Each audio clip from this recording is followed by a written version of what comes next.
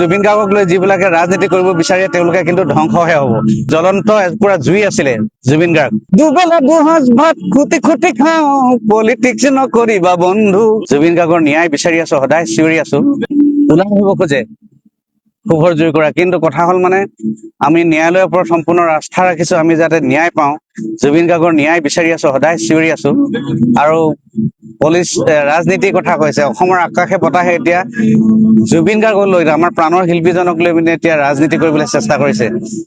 মই কেৱল শাসক বিৰোধী নহয়, চব দলৰ কথা কৈছো দেই। চবে কিন্তু মানে জুবিন গাৰ্গক লৈ ৰাজনীতি কৰিব বিচাৰি আছে, কিন্তু এইটো মানে অনুচিত আছিলে এইটো কৰাটো। আমি বিচৰা নাছিলো, কাৰণ আমি এতিয়াও ভাবো জুবিন গাৰ্গক লৈ যিবিলাকে ৰাজনীতি কৰিব বিচাৰে তেওঁলোকে কিন্তু ধ্বংসহে হ'ব।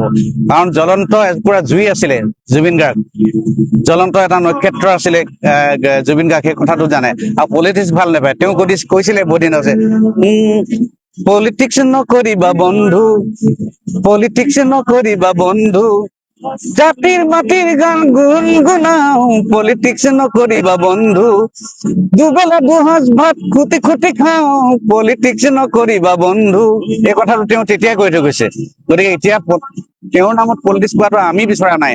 আমি তেওঁ সান্নিধ্য পাইছিলো, তেওঁ এজন তেওঁ শিষ্য বুলি কৈছো আমি।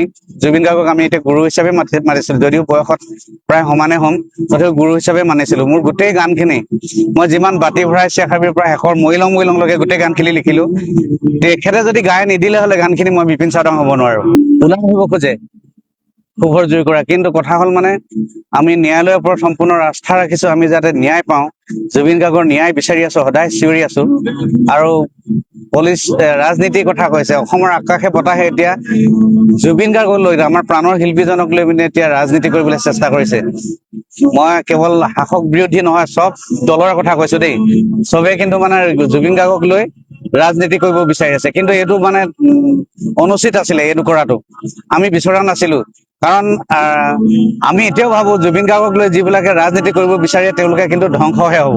কাৰণ জ্বলন্ত পুৰা জুই আছিলে জুবিন গাৰ্গ, জ্বলন্ত এটা নক্ষত্ৰ আছিলে জুবিন গাৰ্গ, সেই কথাটো জানে। আৰু পলিটিক্স ভাল নাপায়, তেওঁ কৈছিলে বহুত দিন আছে, পলিটিক্স নকৰিবা বন্ধু, পলিটিক্স নকৰিবা বন্ধু, জাতিৰ মাটিৰ গান গুণগুণাও, পলিটিক্স নকৰিবা বন্ধু, দুবেলা দুসাঁজ ভাত খুটি খুটি খাওঁ, পলিটিক্স নকৰিবা বন্ধু।